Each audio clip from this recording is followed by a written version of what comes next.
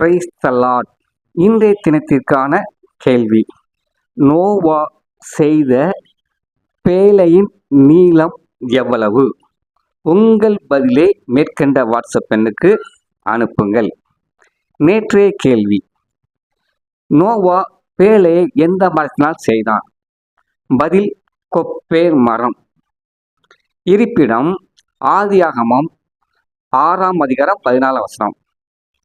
நேற்றைய கேள்விக்கு பதில் சொன்ன முதல் 3 பேருடைய புகைப்படமும் மற்ற அனைவருடைய பெயரும் இடம்பெற்றுள்ளது. நன்றி.